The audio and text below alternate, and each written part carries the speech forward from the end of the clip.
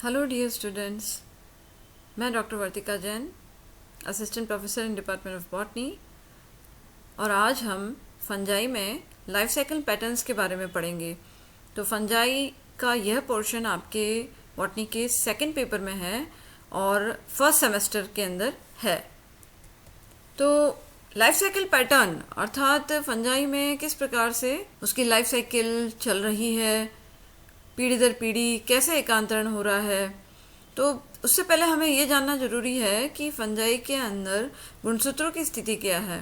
तो आप ये देखें कि ऑल फंजाई आर हैप्लॉइड, अर्थात जितनी भी कवक विश्व में मिलती हैं दे आर हैप्लॉइड, अर्थात अगुणित हैं, अर्थात n नंबर ऑफ क्रोमोसोम्स उसमें मिलते हैं, अर्थात वे गैमेटोफिटिक जनरेशन में चल रहे हैं, युग्मकोभिद पीढ़ी में वे चल रहे हैं। परंतु इसमें एक अपवाद भी है, फंजाई में क्लास ऊमाइसिटीज, और ईऊमाइसिटीज के जो मेंबर हैं वे सभी डिप्लॉयड होते हैं, अर्थात उनकी मुख्य पीढ़ी स्पोरोफिटिक जनरेशन में चल रही है। अर्थात मुख्य पीढ़ी कैसी है? बीजाणुद्भिद पीढ़ी है। जबकि दूसरी जितनी भी फंजाई हैं, दूसरे जितने भी कवक हैं, वे अगुणित हैं, अर्थात वे युग्मकोद्भिद पीढ़ी उसके अंदर मुख्य होती है। तो अब जो युग्मकोद्भिद पीढ़ी है और जो बीजाणुद्भिद पीढ़ी है, उसमें पीढ़ी एकांतरण किस प्रकार से हो रहा है, उस आधार पे फंजाई में 3 प्रकार के लाइफ साइकिल पैटर्न हमें देखने को मिलते हैं। इसमें सबसे पहला देख रहे हैं हैप्लोबायोटिक हैप्लॉइड, जिसे हम रिप्रेजेंट करते हैं एच से, एच कैपिटल स्मॉल एच। तो H capital showing haplobiotic stage और small H is showing haploid stage. Then haplobiotic diploid अर्थात एच डी, जिसमें हैप्लोबायोटिक को रिप्रेजेंट करने के लिए कैपिटल एच है और डिप्लॉइड को रिप्रेजेंट करने के लिए डी है, स्मॉल डी। और एक और प्रकार की लाइफ साइकिल फंजाई में देखने को मिलती है जिसे कह रहे हैं diplobiontic haploid diploid, D H D, D for diplobiontic stage और एच और डी दोनों स्मॉल है, वो इसलिए वो उसके अंदर गुणसूत्र की स्थिति को बता रहे हैं हैप्लॉइड एंड डिप्लॉइड, अगुणित और द्विगुणित। तो 3 प्रकार की लाइफ साइकिल फंजाई में देखने को मिल सकती है। पहली है हैप्लोबायोटिक हैप्लॉइड एच एच, दूसरी है हैप्लोबायोटिक डिप्लॉइड एच डी और तीसरी है डिप्लोबायोटिक हैप्लॉइड डिप्लॉइड। तो अब हम एक एक को देखते हैं। तो पहली एच एच अर्थात हैप्लोबायोटिक हैप्लॉइड, इसका तात्पर्य है haplobiotic only one life form is present which is haploid, यानी इसके अंदर एक ही प्रकार का लाइफ फॉर्म चलता है और वो कैसा होता है? युग्मकोद्भिद पीढ़ी में चलने वाला हैप्लॉइड अर्थात अगुणित, इसीलिए इसे एच एच कहते हैं। और इसमें आप देख रहे हैं कि जो मुख्य पीढ़ी है वो अगुणित है, यानी एन से इसे रिप्रेजेंट हमने किया है। और जब ये अलैंगिक प्रजनन करेगी तो ये पुनः एन को ही वापस बनाएगी, स्पोर्स को बनाएगी या तो कोनिडिया बनाएगी, कुछ भी बनाएगी। तो वो जो स्पोर्स होंगे उनका जो गुणसूत्र का कॉन्स्टिट्यूशन होगा वो भी हैप्लॉइड होगा। तो N to N asexual reproduction चलता है। पर जब कभी ये फंजाई सेक्सुअल रिप्रोडक्शन करना चाहेगी तो इसे 2 गैमेट बनाने पड़ेंगे, और ये गैमेट भी कैसे होंगे? अगुणित ही होंगे। ये गैमेट भी आप देख रहे हैं दोनों ही अगुणित यानी हैप्लॉइड। और जब ये हैप्लॉइड गैमेट फ्यूज होते हैं तो सेक्सुअल रिप्रोडक्शन होता है, जैसे हमने पहले पढ़ा। तो ये जब दोनों फ्यूज हो गए तो बनाएंगे डिप्लॉइड जाइगोट, और ये जाइगोट किसको प्रेजेंट कर रहा है? ये रिप्रेजेंट कर रहा है बीजाणुद्भिद पीढ़ी को, अर्थात स्पोरोफिटिक जनरेशन को। परंतु ये स्पोरोफिटिक जनरेशन बहुत ही कम समय के लिए इस फंजाई की लाइफ में डेवलप होती है, यानी वेरी शॉर्ट लिव्ड जाइगोट होता है। और फिर जल्दी से ही ये शॉर्ट लिव्ड जाइगोट क्या कर लेता है?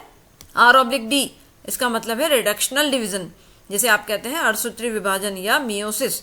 तो मियोसिस जैसा हमने देखा कि meiosis it's a very important step of sexual reproduction.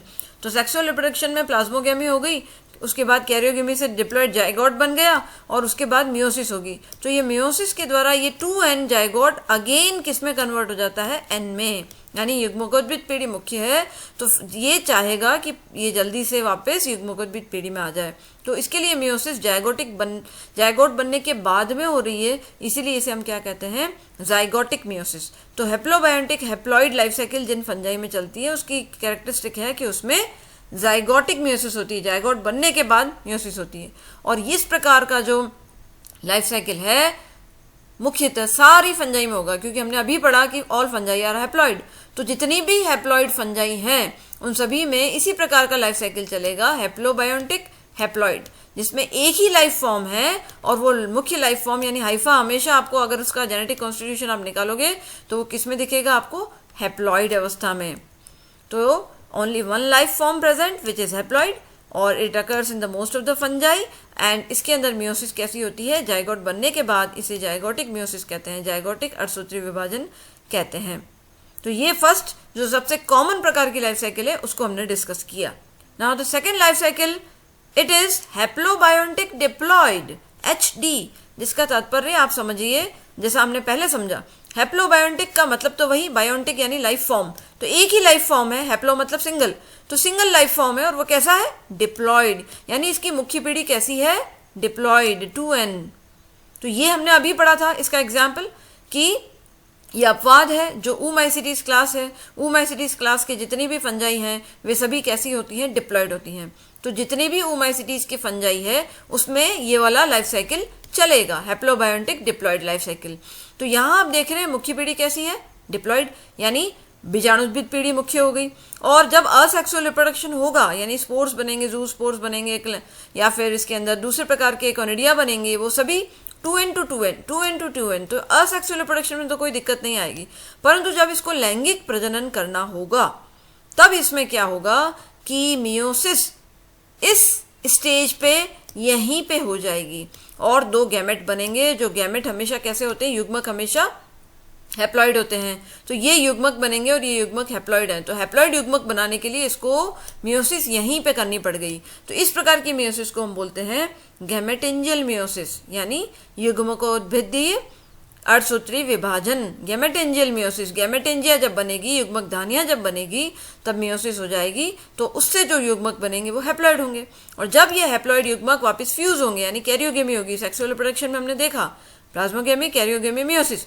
तो यहाँ पे स्टेप क्या हुई, मियोसिस पहले हुई है और उसके बाद फिर यहाँ पे कैरियोगेमी हो गई है। तो ये जब कैरियोगेमी होगी तो डिप्लॉइड जायगोट बनेगा और ये डिप्लॉइड जायगोट अल्टीमेटली वापस अपनी बीजाणुद्भिद पीढ़ी में आ गया और उसी फॉर्म में अपना चलता रहेगा और असेक्सुअल रिप्रोडक्शन करके अपना नंबर बढ़ाता रहेगा। पर जब कभी इसको सेक्सुअल रिप्रोडक्शन करना होगा तो ये किस प्रकार की मियोसिस करेगा, गैमेटेंजियल मियोसिस करेगा। तो ये खासियत है हैप्लोबायोटिक डिप्लॉइड लाइफ साइकिल की। तो जैसा अभी हमने पढ़ा, हैप्लोबायोटिक डिप्लॉइड HD प्रकार की लाइफ साइकिल में आप देख रहे हैं that only one life form is present and this life form it is diploid, एक ही प्रकार का लाइफ फॉर्म है, वो डिप्लॉइड है और ये मुख्यतः ऊमाइसीटीज क्लास की फंजाई में देखने को मिलता है। और इसमें मियोसिस आप कैसी देख रहे हैं, गैमेटेंजियल मियोसिस, नॉट जायगोटिक मियोसिस, जायगोट बनने के बाद नहीं, गैमेटेंजिया बनने से पहले मियोसिस हो रही है। इसे हैप्लोबायोटिक डिप्लॉइड लाइफ साइकिल में ऐसा होता है। और लास्ट प्रकार की जो लाइफ साइकिल इसमें मिलती है फंजाई में वो है डिप्लोबायोटिक हैप्लॉइड डिप्लॉइड, DHD। तो ये एक बड़ी इंटरेस्टिंग प्रकार की लाइफ साइकिल है जो कुछ फंजाई में मिलती है, जिसका एक एग्जाम्पल है एलोमाइसिस। एलोमाइसिस एक कवक है जो काइट्रिडियोमाइसिटीज क्लास का मेंबर है और इसके अंदर हम देख रहे हैं डिप्लोबायोटिक, तो नाम से पता चल रहा है डिप्लो मतलब 2, बायोटिक मतलब लाइफ फॉर्म, यानी इसके अंदर 2 लाइफ फॉर्म मिलते हैं। फंजाई 2 प्रकार के रूप में अपना जीवन यापन करती है। पहला रूप कैसा है, हैप्लॉइड, दूसरा रूप कैसा है, डिप्लॉइड, यानी DHD। तो यहाँ आप देख रहे हैं मैंने 2 प्रकार के लाइफ फॉर्म बनाए हैं, पहला बनाया है हैप्लॉइड लाइफ फॉर्म, दूसरा बनाया है डिप्लॉइड लाइफ फॉर्म। तो फंजाई इसके जो हाइफा होंगे 2 प्रकार के हाइफा इसमें मिलेंगे।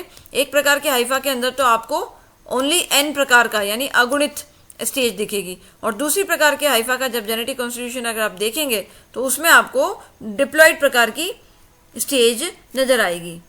तो इसमें आपको 2N प्रकार की स्टेज दिख रही है और ये दोनों ही जो हाइफा हैं दोनों दिखने में बिल्कुल एक जैसे हैं। बाहर से आप देखेंगे तो बिल्कुल एक जैसे हैं, परंतु जब इनका आप जेनेटिक एनालिसिस करेंगे तो आपको पता चलेगा कि एक हैप्लॉइड है और एक डिप्लॉइड है। तो ये जब असेक्सुअल रिप्रोडक्शन होता है तब तो N to N यानी ये इजीली होता रहेगा और जब इस डिप्लॉइड प्रकार का जो हाइफा है इसका असेक्सुअल रिप्रोडक्शन होगा तो इसमें भी 2N to 2N चलता रहेगा। पर कभी कभी इस फंजाई में भी सेक्सुअल रिप्रोडक्शन होगा और जब सेक्सुअल रिप्रोडक्शन होगा तो क्या होगा कि ये जो हैप्लॉइड लाइफ फॉर्म इसका है, जो इसकी युग्मकोद्भिद पीढ़ी जिसे हम कह सकते हैं, वो 2 गैमेट बनाएगी और ये दोनों गैमेट जो हैं दोनों फ्यूज हो जाएंगे और दोनों फ्यूज होकर इसका डिप्लॉइड जो जायगोट बनाएंगे वो डिप्लॉइड जायगोट वापस डिप्लॉइड हाइफा बना देगा और वो डिप्लॉइड हाइफा से वापस असेक्सुअल रिप्रोडक्शन होकर वो डिप्लॉइड स्टेज चलती रहेगी। और कभी एक वक्त ऐसा भी आएगा जब ये डिप्लॉइड हाइफा इस हाइफा के जो न्यूक्लियस है उस न्यूक्लियस में कैसा डिवीजन हो गया, रिडक्शनल डिवीजन, यानी मियोसिस हो गई।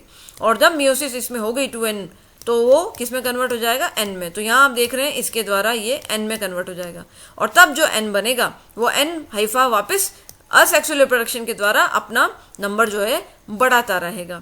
तो यहाँ पे दो लाइफ फॉर्म है, एक है हैप्लॉइड, एक है डिप्लॉइड, और दोनों लाइफ फॉर्म पैरेलली एक साथ चल रहे हैं, इंडिपेंडेंट है, एक दूसरे से मोस्टली इंडिपेंडेंट है, पर दिखने में एक जैसे हैं और परंतु जेनेटिकली दोनों डिफरेंट होते हैं।